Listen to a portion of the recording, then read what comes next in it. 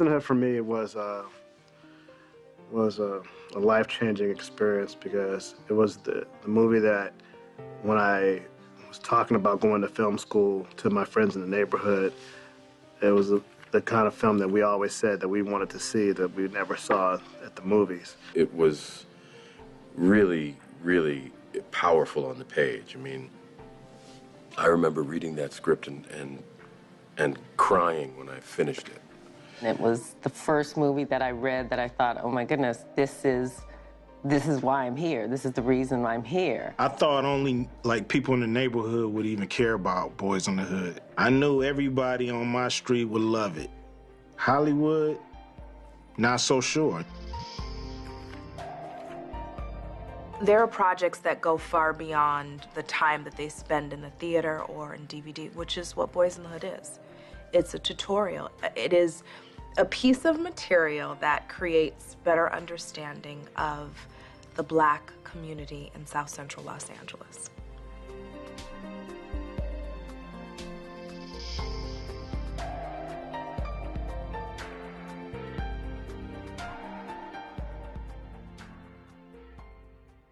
The idea of the film actually came in mind in the early 80s, just sitting on the porch with my friends on 101st in Vermont, just talking about the types of movies that we wanted to see that we never saw, you know, and nobody was making movies about what we were going through in Los Angeles. I remember the day that my agent called and said, there's a film called Boyz in the Hood. And I was like, that is the corniest title I have ever heard in my life. And what white guy thinks he can write a movie called Boyz in the Hood? I was very, you know, I had a little chip on my shoulder. First 4 days of rehearsals, I had to do 2 more screen tests because the studio just wasn't sure, you know. It's so funny, looking back on it now, it's like, wow, that must have been unnerving, but at the time, you know, it was my first major thing, so I thought this was all par for the course. I wasn't sure if I was qualified to be in a movie, to act. You know, actors go to school. Actors are the people I pay to go see movies, you know what I mean? It ain't me. I had not yet had my 30th birthday, and I was playing sort of a 35-year-old, and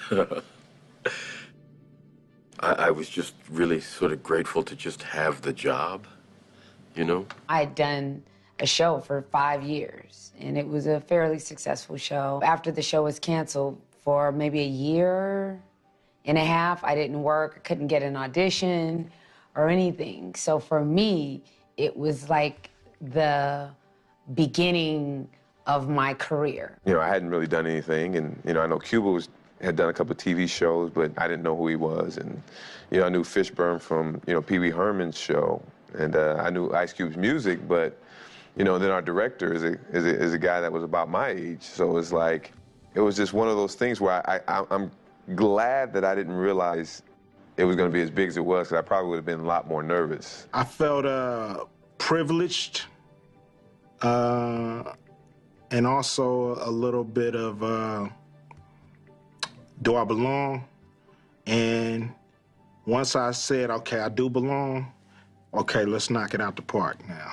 It was an exciting period because I had to just kind of man up and then actually become a director. It was almost like, you know, here you are, you know, go into the swimming pool and into the ocean and then swim. And that's what I look at it as that experience, because it was all of my dreams coming true. The crew of people that surrounded him, many of whom were African-American people who had been in the industry for a long time, we all sort of formed a protective net around him, if you will, because we were, I think, all of us determined that he would be successful in this endeavor. I knew that when we were shooting, we were making something important. It felt that way. It felt that way. You know, I went to school in Inglewood. I knew South Central. It was not news to me, but I knew it was news to a lot of other people. And I think the authenticity that John brought to it, it was the authenticity and it was the heart. I mean, you could not watch the movie without having an emotional response, and that's the whole reason why we make movies. Boyz in the Hood didn't have its debut in the United States. It had its debut at the Cannes Film Festival in France, which was, you know, my first trip out of the country. And so the movie opened to kind of international acclaim before it even hit the States. When we got off the plane at Cannes and we were surrounded by photographers and reporters, I thought, wow, this is bigger than I thought it was. You know, talking about somebody who was like, man, these people about to shit on our movie.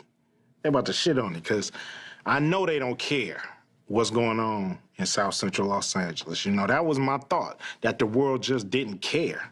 And that's why, you know, this was the first movie of its kind to come out. It had to be from somebody from the neighborhood to speak on the neighborhood, and people in France just don't care.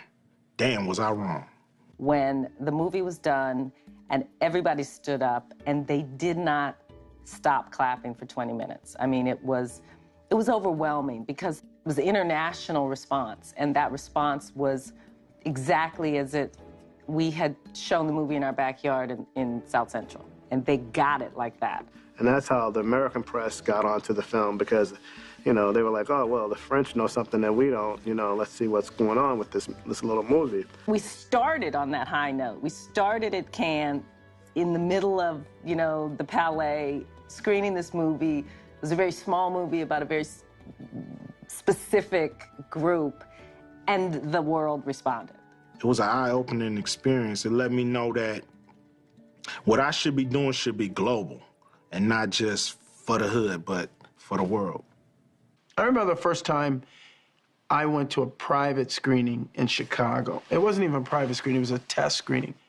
And every emotional moment my character had, and every scene of heavy weight, the audience burst out laughing. And I was like horrified, because I was like, oh my gosh, they think I'm a buffoon. What was I thinking? We're screwed, we're done.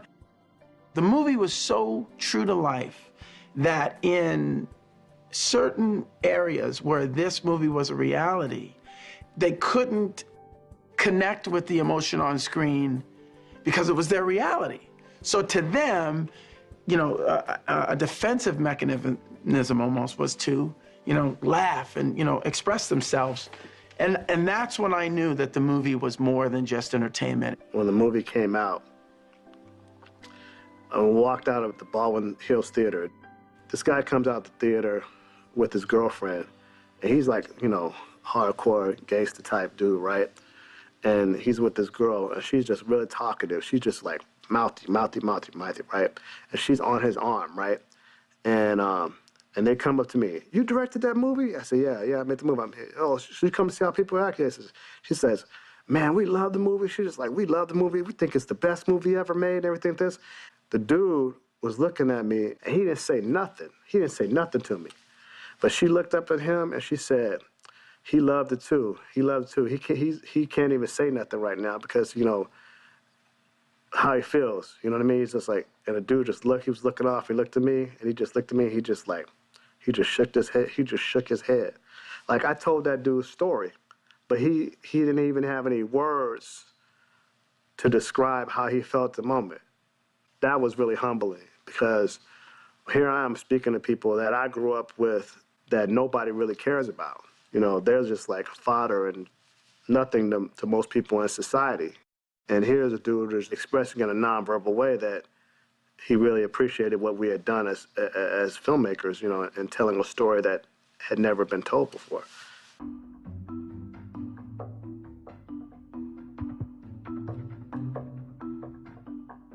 The surprise that I had was how the industry embraced John. And I thought that was surprising and exciting at the same time, because he was so young, and that they would embrace him the way that they did. I thought that was pretty great and groundbreaking. I was the youngest person ever and the first African-American to be nominated for Best Director, and I beat Orson Welles out by a year. You know, from as me as a cinephile, I start pontificating and playing the mice in my brain, like, oh God, you know, they're saying like, you know, I'm gonna be like Welles, you know. And Welles was an iconoclast, and he didn't take any shit, and he just did what he wanted to do. And I had that kind of demeanor as well. That was very shocking. That was shocking because the Academy, still, I've just been invited into the Academy this past year, and it's a hard room to play. I just took it with a grain of salt, and I think that was my saving grace because, you know, I didn't want to live just Boyz over and over again. You know, I wanted to actually, the irony is I wanted to be where I am right now, where I have had a body of work as a filmmaker and explored different genres of filmmaking. And when I was young, I wanted to be an older man with experience, and now, you know, I'm an older man. I was like, I'm looking back on that experience and like, you know, I could have enjoyed it a little bit more, you know, but it's fine. You know, eventually with the Academy Award nominations and all of that stuff, I realized that we had really tapped into the social consciousness, and it was a statement film. Boyz in the Hood is the original. Nobody was doing movies like this about Los Angeles, how we grew up. Colors is one thing. This ain't it. You know what I mean? This is a movie that's not telling you how bad it is to be a fucking cop. This is telling you how bad it is to be in the hood. You know what I'm saying? And to be innocent and try to survive. The movie for me was kind of like a rap album on film. Just like the rappers were speaking out in music, that's what I wanted to do. And my attitude was, you know, if only black people go see this movie, then it's going to be a huge hit and fine. But if anybody is cool enough and understands what we're trying to do here, then fine too. Even if you didn't know these people, you felt for them. And I think your heart reached out to say, these are our kids. These are our kids in America. I don't think I really stopped to ever even think about it. It's now that I realize. Because it's not like this was a story that I had no personal connection to. So for me, it was just, you know, playing my life in front of the world. Put it like this. I didn't realize that the world had no idea what goes on in South Central LA.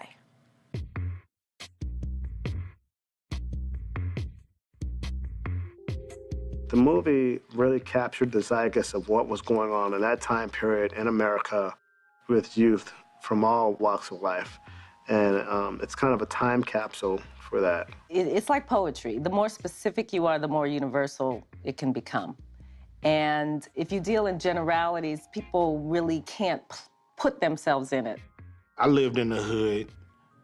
I got bused to school. You know, a bunch of us got bussed out, where we seeing that, you know, in these neighborhoods, our influence is not there.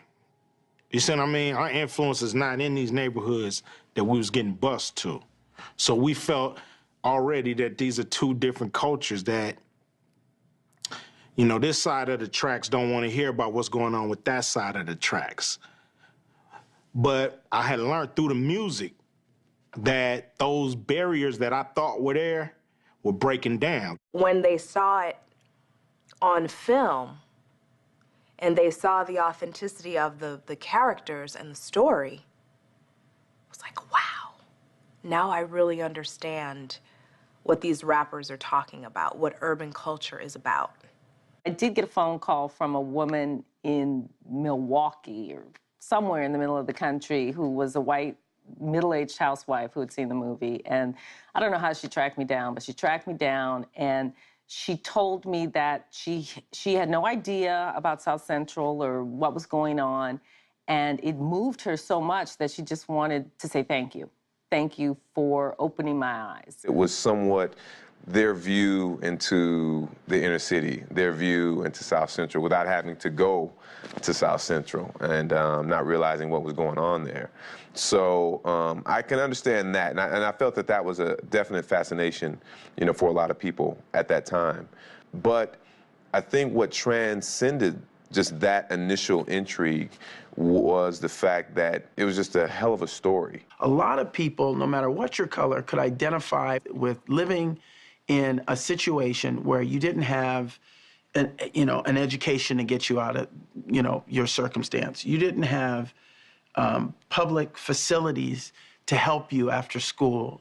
You didn't have people who appeared to care about your well-being that were supposed to be governing the community. Boyz in the Hood represented that spirit of, you know, people saying, I know we live like what you perceive to be as animals, and I know you think we're just violent, barbaric people, but we're just like you. We still have clean clothes, we still date, we still have children, you know, we still fear for our kids to watch violence on TV, but every once in a while you hear a helicopter fly by. Every once in a while you hear gunshots, you know. Young people, kids in broken neighborhoods, that's a worldwide thing. The idea that you have these three young men who are, you know, living in an environment where every day their lives are potentially at risk, where they are faced with the huge decisions about, you know, one path versus another path, and one path leads to destruction, and the other path leads to a positive life, you know, a valuable life. That's human. I think we were allowing people to know that don't be ashamed of where you're from or what you've been through, because white, black, purple, yellow, green, we all go through it. There's a bit of hood in everybody.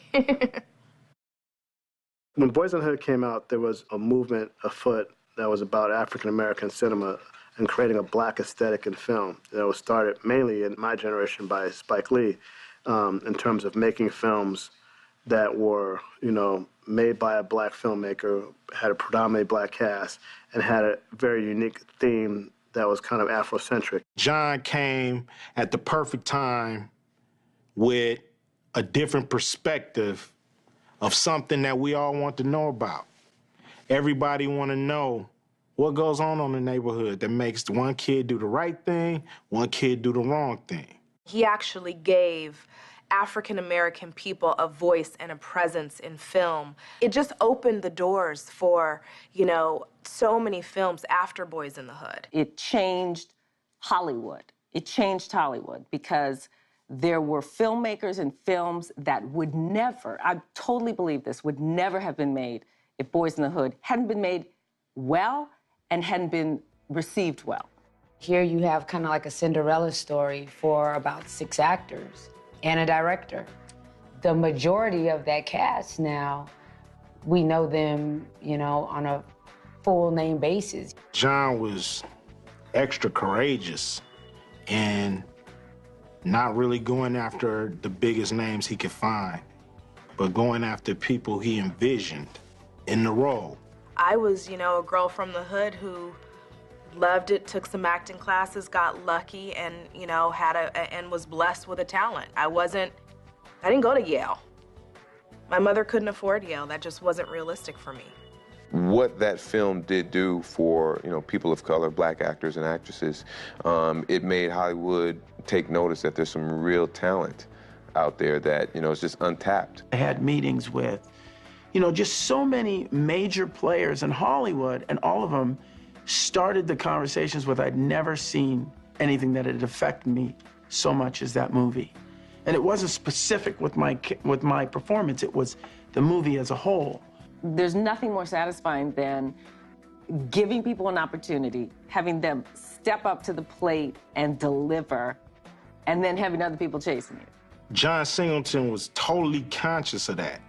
He was like, yo, you know, we're gonna put together, you know, our young Hollywood, our young black Hollywood. He's the perfect Pied Piper, you know what I'm saying, for all of us to be as successful as we are in the movie industry.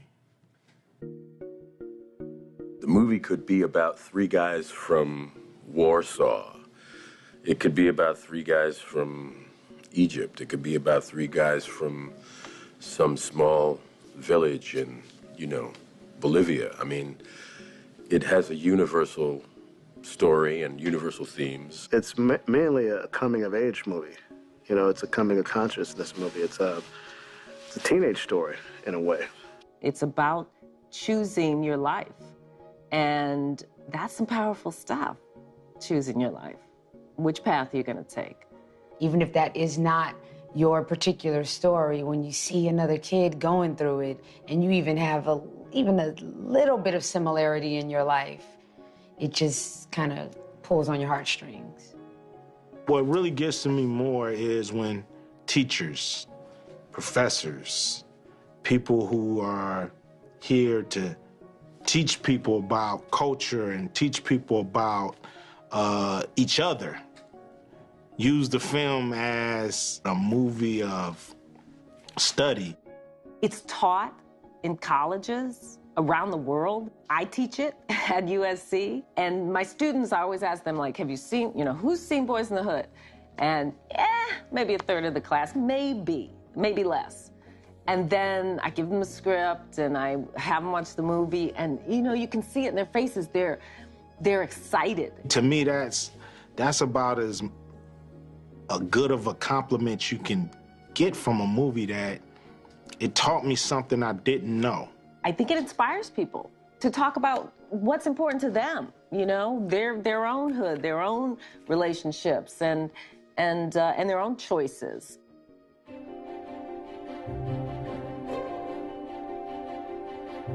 I was really honored when it was put in the registry, because I was like, wow, that means that it's going to be one of those things that goes even far beyond my life. We flew to Washington to present it to the Congressional Black Caucus. That was very special.